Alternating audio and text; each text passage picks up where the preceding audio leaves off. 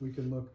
We're interviewing Stu Holmquist, and it is May 20th, 2026, and we are in a boxcar at the Princeton, Minnesota Great Northern Railway Depot. I'm with Chaz and Stu, and we're about to have a very interesting conversation. So Stu, and this is Chaz Bettendorf for the off-screen viewing. We brought you here today because you have a good story about saving the AFEs for the Great Northern. Right. And so AFEs, for those who don't know, give a quick summary of what an AFE is, and then we'll get into the saving of them. The AFE is accounting for all property owned by the railroad. Our records go back to 1888, but they were called general manager detail.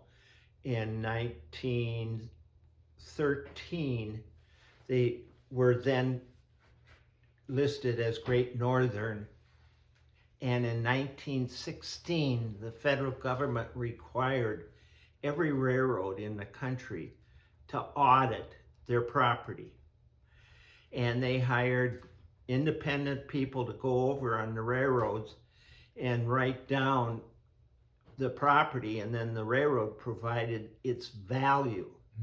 That from that point on, everything that was done had to go through the AFE process so that the government would know how much the railroad was worth. Yeah, and those were called the valuation studies? Yes, Yeah. yes. Okay. And the funny part, I keep smiling because the funny part, I've read some of them. There was one guy that counted pencils as part of the inventory, and of course that didn't count. Yeah.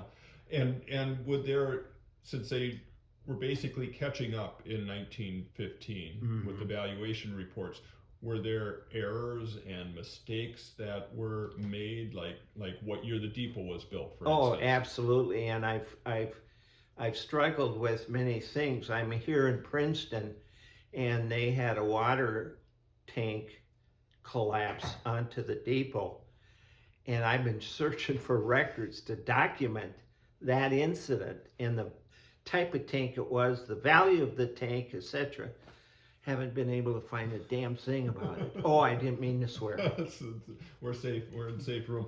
And just in summary, AFE, the letters stand for Authority for Expenditure. So anytime we spent a penny on getting another pencil, yeah, it was the request was turned in. Yeah. And was it like a triplicate sort of form that was filled out, and someone got one copy and someone got another, and then another went into a file? Right. And you'll see, if you look at the AFEs themselves, the original document, the legal original document, was signed by railroad officials and applied to the federal government.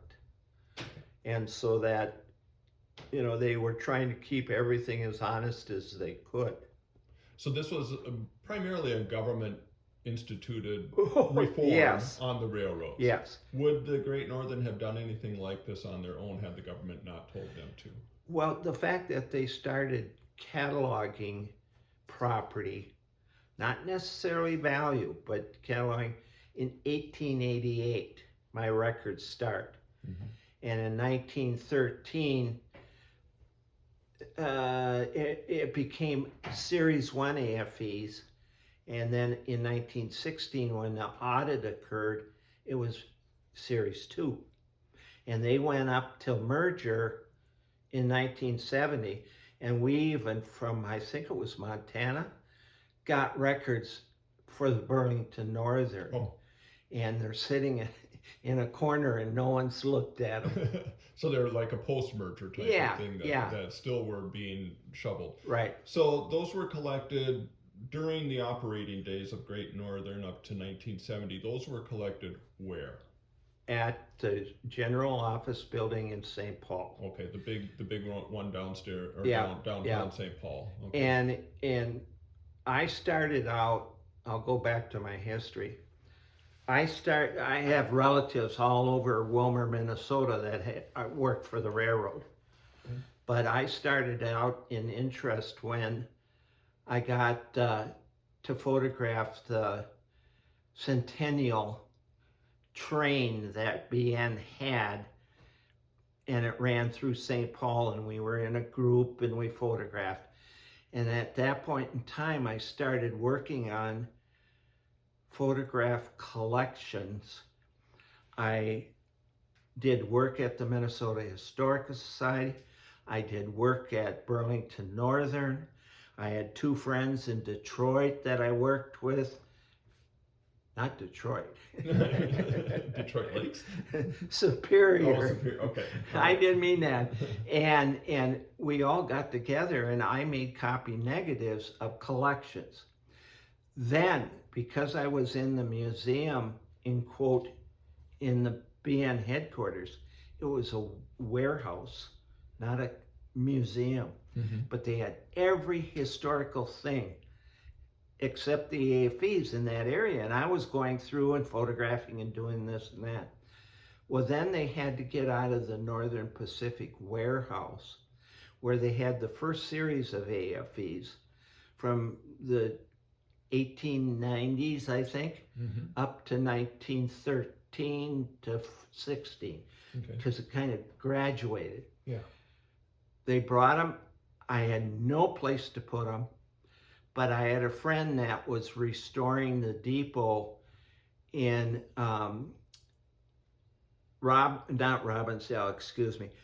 south of Wilmer. I'm confused. Sorry. Okay. Cut that out. Okay. We'll do it later. In Farmington. Oh, okay. And he allowed me to put the boxes in the closet of that depot. Okay. Well, then they called me and said, you want to take the rest of them? And I said, I have no idea what to do with them. So they gave us, the county, Dakota County, and me, 2 boxcars and a caboose. And Dakota County, Farmington is in Dakota County. Yes. Yeah. Okay. And that's where the fairgrounds is. Okay, at the Dakota County Fairgrounds. So we got the boxcars. When they delivered the AFEs, the full series of AFEs, it took 3 moving vans to bring them. Who paid for that? The you know? railroad. The railroad did. Okay. Okay. So then they went into a building at the fairgrounds, and eventually that building kind of fell apart. So then they put them in the boxcars. Okay. And then the guy I had friends with at the Farmington museum and depot, he died. And the railroad wanted me to get the stuff out of there. So we moved them to a empty building and a shopping center that I was managing. Okay, if I can hang on a second. So they wanted them out of there because they were going a different direction with their displays. They wanted historic railroad stuff, not BN boxcars. Or records caboose. of birth. Okay. So they wanted that out of there, reached out to you and said, get rid of this. Yeah. And because I was affiliated with a shopping center company, I was able to put them in an empty storage area. Okay. Then so this is 3 semi-truck loads of, what were they in boxes? Were they in file cabinets? What were they stored in when? They were in storage. They were in boxes and file cabinets. Okay, so both ways. So anyway, then we moved them to Jackson Street when we were able to rent space from them. About when was that, Stu? Do you recall? I'm not sure myself, but it was give or take 5 or 10 years. Yeah, it was in early 90s. Okay. And kiddingly, I asked my son if he could help with moving some records at Jackson Street, and he said, hell no. I've moved the records 3 times. And he said, I'm not going to move them again. And he's 52 years old, so you know. Anyway, So he had a good young back at the time. yeah, He- exactly. He had a good memory too. Yeah. One of the things that I rely on is RPCs. The RPCs are logbooks affiliated with the AFEs, Okay, RPC stands for. Record of Property Change. Okay, all right. So So, continue. so anyway, I use those because it's a summary of what the AFE was, where it was, and what it cost. Okay. And I bet you we got 100 books of that. And unfortunately, there's in a storage area at the basement of the roundhouse, and the roof leaked and got a lot of those books very wet. Yeah. Yeah. So we got them dried out, and now they're just stored, but I dig in them a lot. Yeah. Yeah. Yeah. Okay. So anyway, So was there a good spot to store these in the Jackson Street Roundhouse building in St. Paul? yes, Okay. And so that's where they are now, and they're all in file cabinets. they are in boxes and file cabinets. Okay, so boxes of file cabinets, and organized by the order that they were created. Yeah, So if a the person, year. so if a person wanted to go find the Clarissa Depot in 1888, they could. You would look at the AFE records, the indexes, and I have 88,000 cataloged, but I'm primarily interested in eastern line, Okay. North, South Dakota, Minnesota, Iowa, and Wisconsin. Mm-hmm.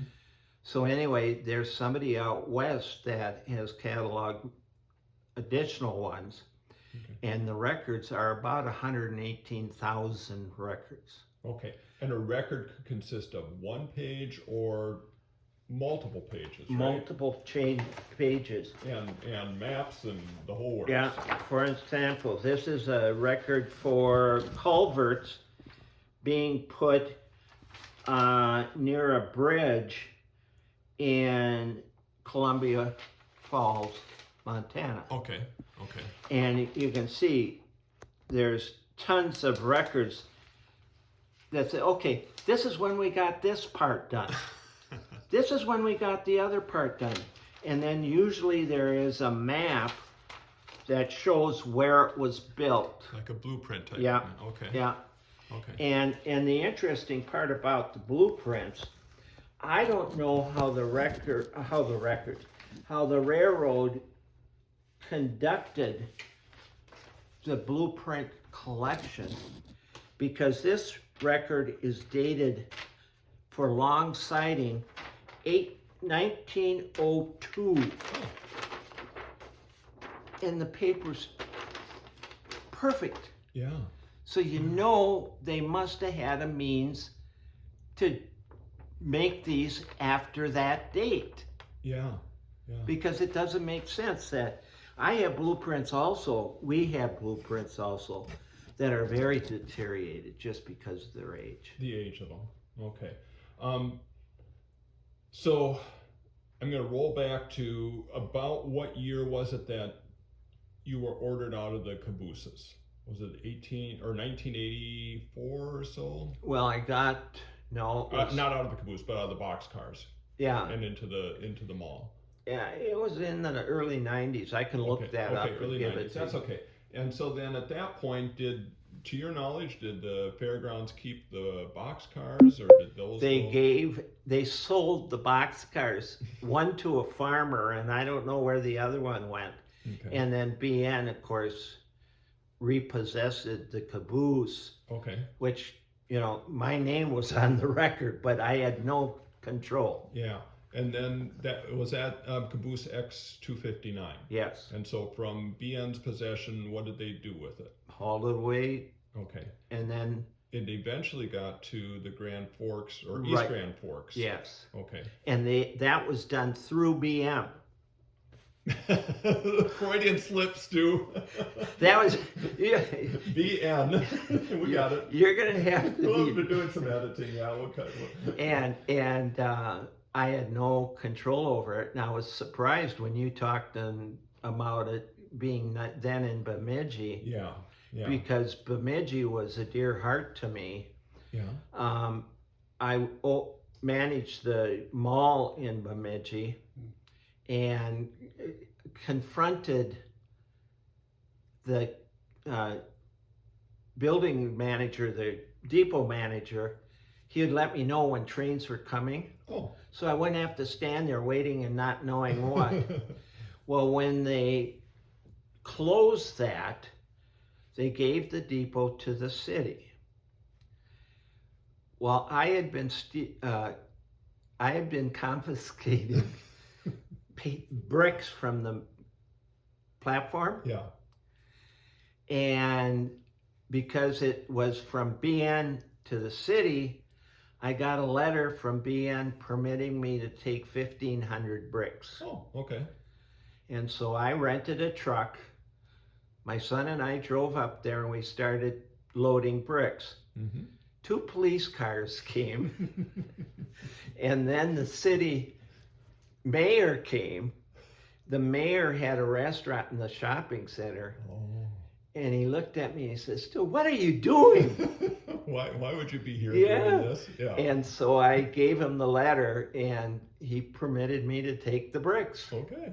All right. And they're in my house or at sidewalk and back patio right now. And was this the old Great Northern Depot or the Union Depot? This is the Great Northern Depot in Bemidji, and that's where about 3 or 4 years ago they acquired them from the East Grand Forks Railroad Club, which is a model railroading club that the caboose didn't fit with their needs anymore, because they have got a building that they have their model railroad displays in. They aren't creative like here to put a model railroad display in a boxcar. And so they passed it on or sold it, and basically for the price of moving it. Yeah. Yeah, the folks in Bemidji have it. So that caboose is still sitting there. Yeah, so. and I dealt a lot with them even before they moved into the depot, because I was there. I was part of the community. Yeah. So therefore, I got quite a bit of information from them. And that's good, because that depot was, when the Historical Society, the Beltrami County Historical Society, finally got a hold of that depot, it was in really bad shape. Oh, horrible. Yeah, and they have done a phenomenal job, much like the crew here at Mille Lacs County History Museum has done with the Princeton Depot. The folks up there in Bemidji have done a great job restoring their museum. Yeah, when they got the caboose, I was very compelled to, I was retired. Mm-hmm. I was very compelled to drive up there, and health issues or whatever, I never have. Yeah, well, I'm on the way if you ever do. So that's what happened with all that stuff. Let's see, I think we've got, Barry, is there any questions that you have? I mean, I know we want to talk a little bit more about the AFEs themselves and look at some, but the state wanted a more accurate accounting of valuation of the railroads, Correct. because the state would tax the railroads on the basis of what they reported Exactly. their assets being. Yeah. And of course, the railroads were lowballing and hiding expenses. Oh, So absolutely. they would have less tax vulnerability. Yeah. Imagine that. imagine that. Yeah, and every railroad in the country differed. Yeah. Their accounting procedure Sure. differed. Sure. When we got these records, the Northern Pacific got their AFEs, but they were on microfilm. Oh. MP put everything on a microfilm and threw the AFE away. So, well, tell me how people today, or entities, use AFEs. If you got a fellow that wants to research for writing an article or working for a museum or whatever, they would contact us and we would tell them what we have. Mm-hmm. And for example, I gave this town the Princeton. records, Princeton. Mm-hmm. for the AFE that authorized the building of this depot. Okay. but recently we've had a number of requests that are way off. Right now there's a guy in Duluth, Minnesota that works for, what county is it? St. Croix? St. Louis County. St. Louis. Mhm. He's working for St. Louis County, and they're trying to determine a section of land. Is it private owned, or is it railroad owned, or is it whatever? Yeah. And I've had that happen a dozen times. There's a road to Wilmer on the A line of the Great Northern. They were building a bridge, and I had to bring them blueprints of the track layout so they knew where railroad was and where state property was. Yeah. And I do that all the time. Okay, so government entities like engineering crews, civil Correct. engineers will Yeah. be using it an awful lot. Yeah, Okay. and now I had a request this morning. A guy wants a blueprint of the Clare City, Minnesota depot because he wants to model it. Mm-hmm. And that depot was part of a group that the railroad built combinations of all over the railroad. And so, you know, I don't have a blueprint of Clare City, but I got a blueprint of the type of depot that Clare City the style had. of depot that Clare City had. Okay. Right. So model railroaders or scale model railroaders, civil government engineers, those types of folks who use it. Yeah, there's a lady in North Dakota that sent me an email wondering, did the railroad have a water tower in this town? And I looked it up and I said yes, and here it was. And she said, well, we think the foundation of the water tower's on our farm. And just like your guy, they sent me pictures and we looked at the map. She circled the area where the stones were, and that's where the water tower was. Okay. So we do a lot of personal stuff. So just questions like, and I know that people will think that we're an archive, so we have all the records. But if I'm looking for Grandpa's work records, the personnel records are all private, and they're in Chicago, and Federal Railroad Administration FRA. controls. Yeah. And so anytime anyone asks personal stuff, send it to them. Because that's not valued. Yeah. And a lot of them want stories about their relative, not Right. necessarily when and where he worked, but stories about him. They want to know. And we don't have that. No, we don't have that kind of stuff. The Great Northern Railway Historical Society has publishes the GOAT, which is a quarterly publication, just kind of a collection of stories and such. We also publish the modelers pages, and then we also publish reference sheets. I think reference sheets authors and the modelers pages also use the AFEs a lot. Oh, absolutely. Right? For instance, Rich Ramirez, that does the modeling page, he's there every week digging in stuff. And I showed him last week a blueprint of a double-deck flat car that was used to haul wheels for the boxcars, you know? Okay. And I showed it to him thinking he had never seen it. And he said, you already gave me a copy of that. So, you know, yeah, we have, I brought a blueprint of a freight car. Okay, we'll take a look at that too in a second here. So researchers will use it. I understand that there's talk about scanning the AFE collection. Right. Massive project.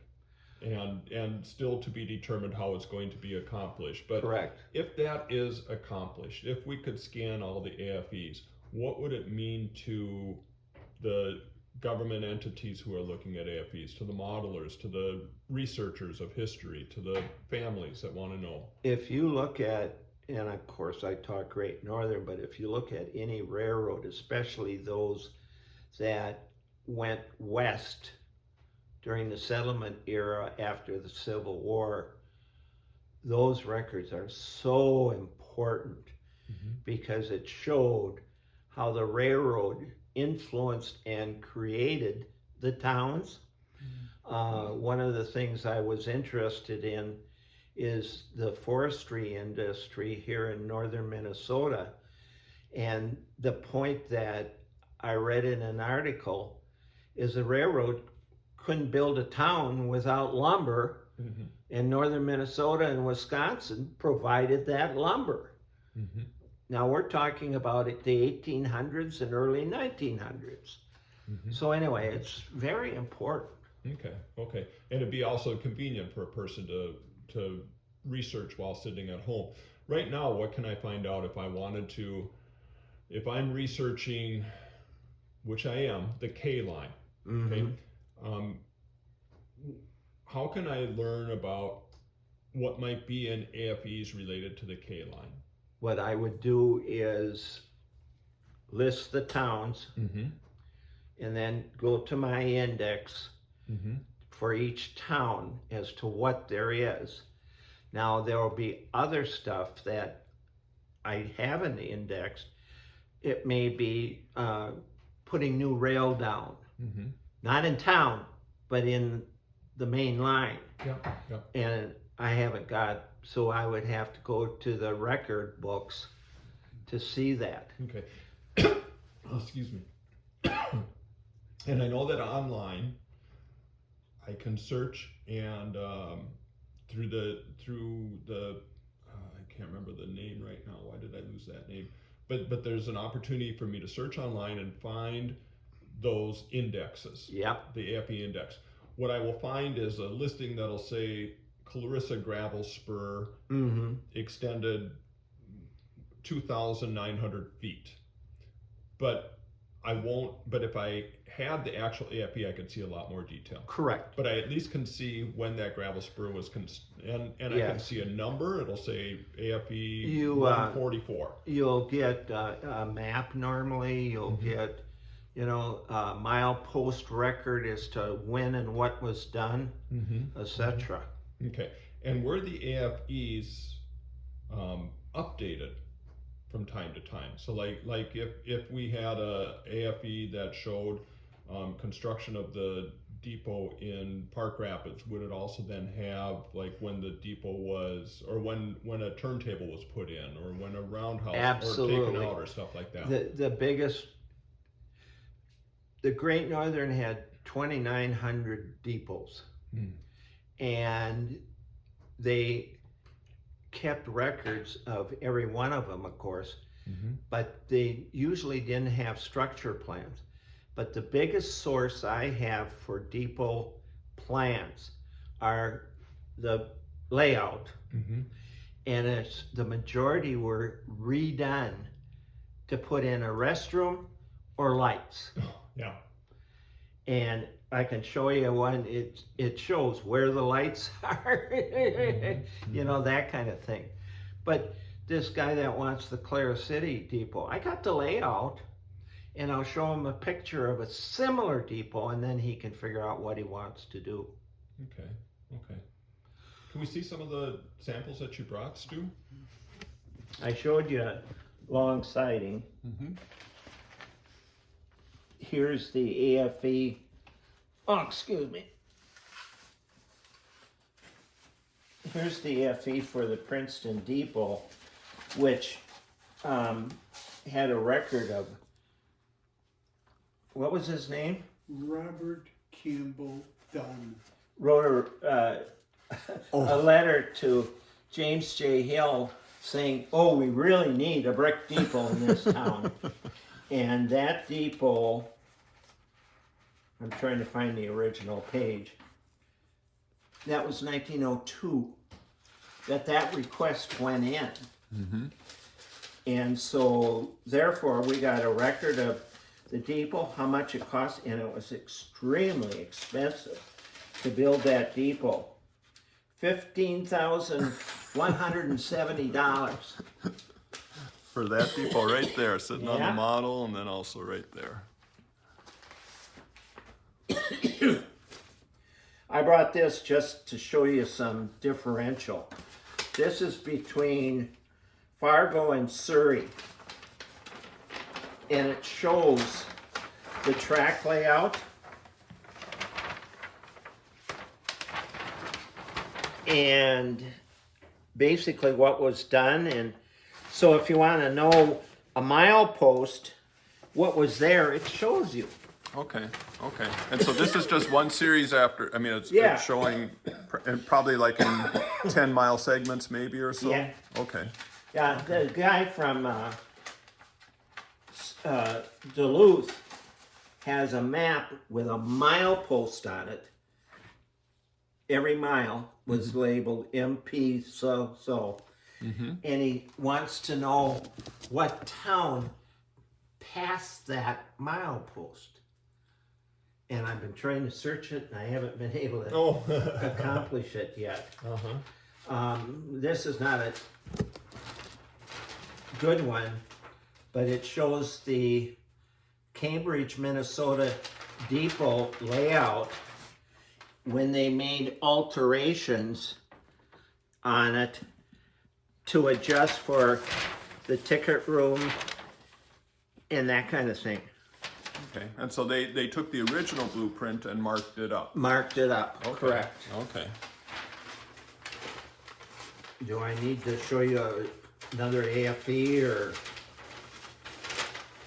I think we're pretty good with that. So Yeah, because you I showed us showed you. the booklet one. Yeah, and then- and I showed you the pages and pages and pages. So some AFEs are multiple pages. Some of them are single pages.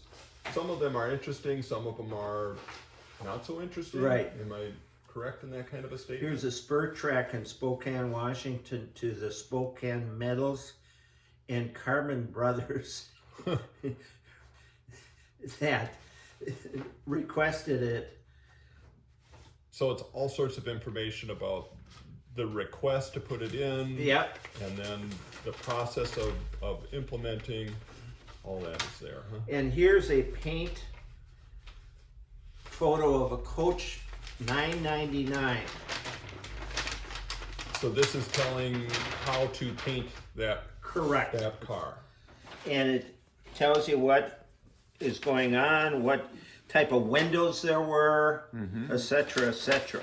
Those are kind of unique windows, Stu, aren't Yeah. 1942. they? Okay. So, you know, it's phenomenal what's here. Yeah, yeah. And so I've seen some of the AFEs, and some of them, like I say, are kind of mundane subjects, like just a crossing with a road, Yeah. fencing, culverts. But Have you other got ones the will be- FE accounting numbers? I don't know if I do. It tells you what category, Oh, okay. like for example, depots are account 16. Oh, okay. Section buildings are 17. Mm-hmm. Water facilities are 18. Can I keep testing you, Stu? Gee, you got a good recollection on these. Yeah. Interesting. Okay. Well, I chose, you know, some of these because they were in good quality conditions to show, but I don't think we need to look at every single one. So what does a tab, I mean, I'm looking at this folder that you're pulling this out of, this file folder. What does it say on that tab? Does it have the AFE number? No. Is it, okay. It has the file cabinet that it's in, the drawer it's in, the series it's in, and then that is referenced back to the index of the folder. Okay. Okay. And I did that. Okay. Okay. But here, for example, So we need the, if I wanted to find what you have in your hand right now, starting at ground zero, I would have to find the index, and then that would Correct. eventually lead, either I would have to go to Jackson Street Roundhouse, yep, or I'd have to email the archives, right, archives@gnrhs.org, and I would say, I'm interested in what I found in AFE 14569. Yep. Can you let me know what's in there and consider sharing some of that? Yeah. Okay. But look at the quality of the structure itself and the layout. Mm-hmm. I mean, that's phenomenal. So this was a standard 24 by 48 passenger Correct. depot. And Okay. this was pulled because the depot in Clara City was larger, but it was this kind of depot. Okay. Okay. And then boring to the public, if it's been scanned, I got scanned SRH on the file. Scammed, not scammed, but Yeah, scammed. yeah, so that if someone wants a copy, I've got a copy. Yeah, yeah. Okay. I think there were 8,000 blueprint files I've copied. In your spare time. Took a while. I work 4 hours a day, Yeah. 7 days a week, because I'm single. I have nobody living with me, Yeah. and it keeps me busy. Yeah. Keeps us going. The Keeps us downside is that I don't get enough exercise. going. Your eyes do though. You know, I had cataract surgery, Yeah. and now next week I'll get my new glasses that'll be able to see distance. Good. You're clear, you're a little bit blurry. Back there it's total blurry. Yeah, I call it Cadillac. Yeah, the new eyes, and they're worth it. They're worth it. So,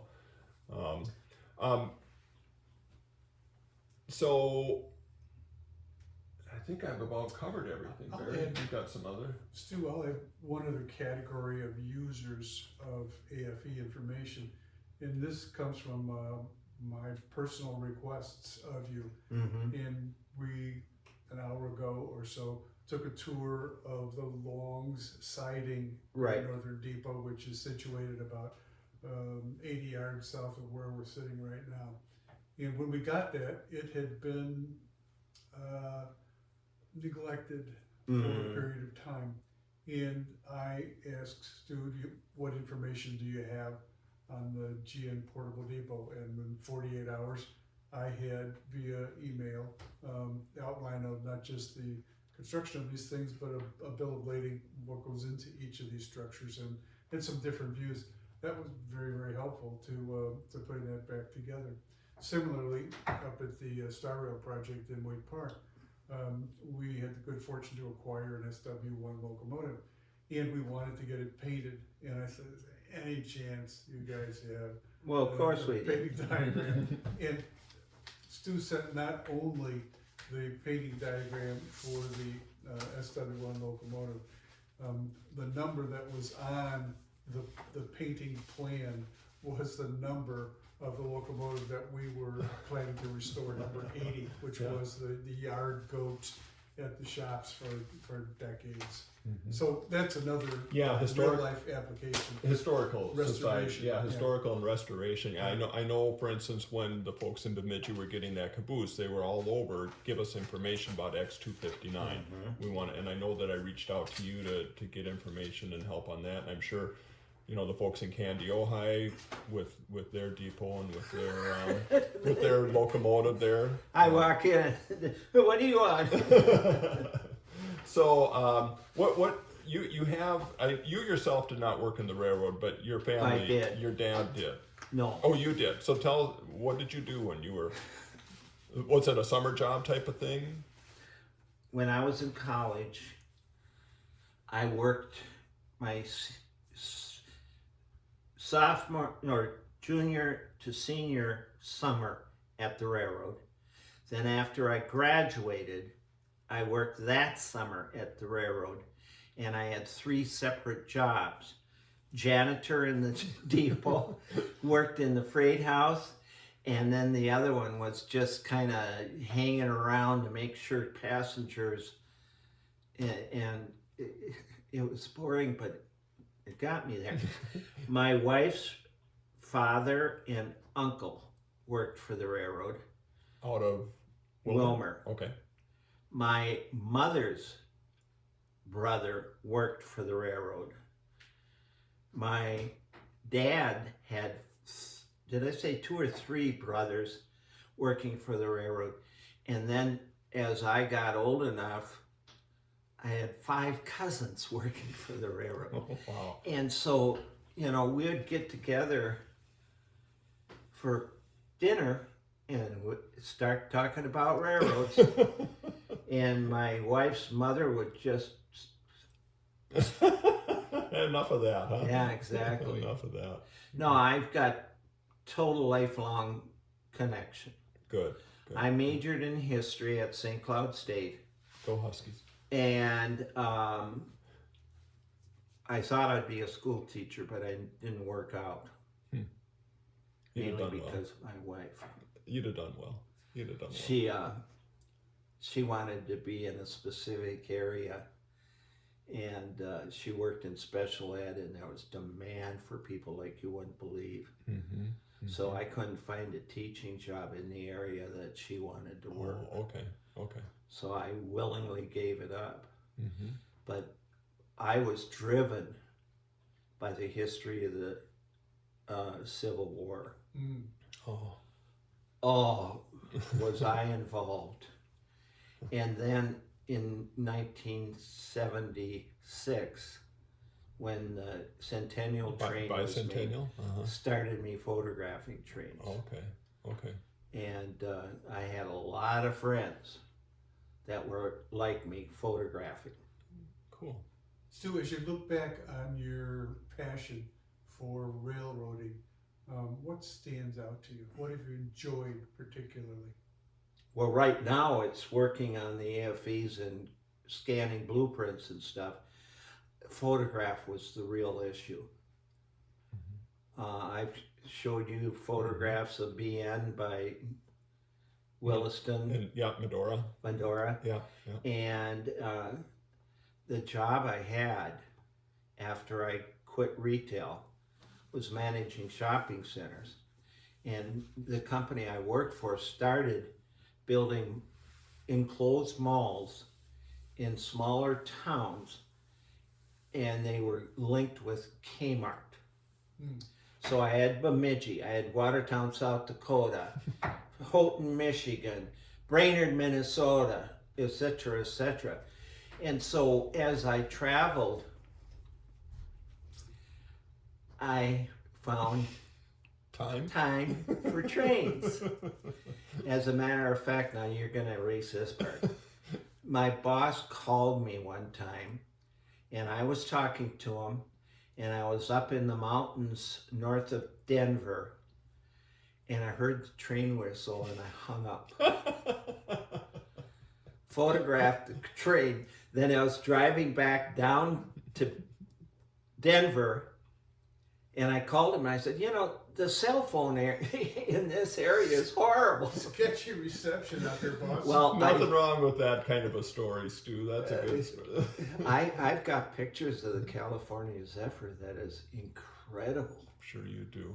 Coming out of tunnels and going over mountain passes and stuff like that. Yeah. Well, I think we're going to wrap it up. I just had one more comment that I wanted to make, Stu, and that was, it came to me, if a person wants to look up AFEs and see the index, they can go to PNR Archives, right, which Pacific Northwest Railroad Archives. And so that will then have options actually for all the archives, but ultimately they can click on to Great Northern and go from there. So. I can't remember the name of the guy that did the full index out there. Yeah. But he originally was from Minnesota. Okay. And I knew him quite well, you know, distantly. Yeah. But we had a convention in St. Paul, and he went to the convention, and they kicked him out because he didn't pay to attend. Yeah, and yet all that he did. So yeah, so the Great Northern has this. There's the archives located at Jackson Street Roundhouse. Always wanting to have volunteers, people who can come in and help. I think they've gone to Wednesday mornings now. Yes. Wednesday morning and afternoon that they meet now instead of Tuesdays. but they could use help in sorting and cataloging and refiling and unpacking and mailings and things like that. If we got to a point where we could microfilm, I didn't mean microfilm, scan the AFEs, Digital scans. I would go ahead of them Mm-hmm. and take out the pages that were worthless. Oh, yeah. So you wouldn't be paging 100 pages for a culvert in Right. Colorado or Right. but and when I got that first series of AFEs, they were in cardboard boxes, and I got permission to condense them. Mm-hmm. So what I would do is I had a huge briefcase, fill it full of AFEs. Then at night, when I was out of town to somewhere in Idaho, Mm-hmm. I would sit and condense them. Okay. So most of the AFEs are sitting now at Jackson Street Roundhouse. There's some out in Buren, Washington. No? Okay. Copies, yes. Copies, yes. Okay.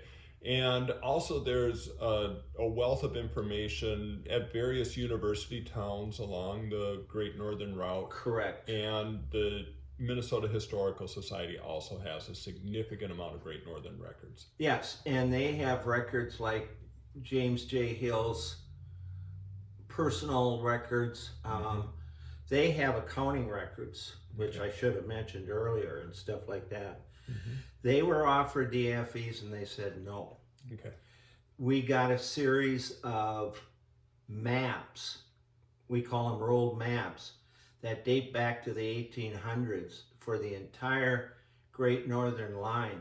They were offered to Minnesota Historical Society and they said no. So we got them. Good.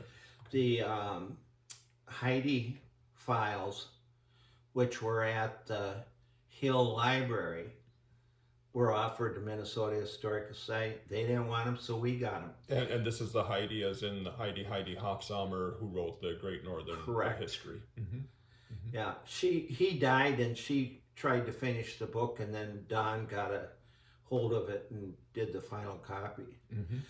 Minnesota Historical Society will back a project if it relates to Minnesota. If it relates to 15 states to the west, or they won't do it. Okay. Interesting. Which I understand. Yeah. So, well, Stu, I think we've exhausted your knowledge base. We haven't even hit an hour, so we're in good shape unless you have anything else you wanted to add. So, No. okay. Well, thanks so much for visiting with us today, Well, Stu. send me an email saying that it was productive and stuff, because I want to deduct the gas Okay. on tax. All right. Did you want this? I'll take that if you Yeah. pass along. Okay, I'm just going to stop us here, Stu. So thanks again so much.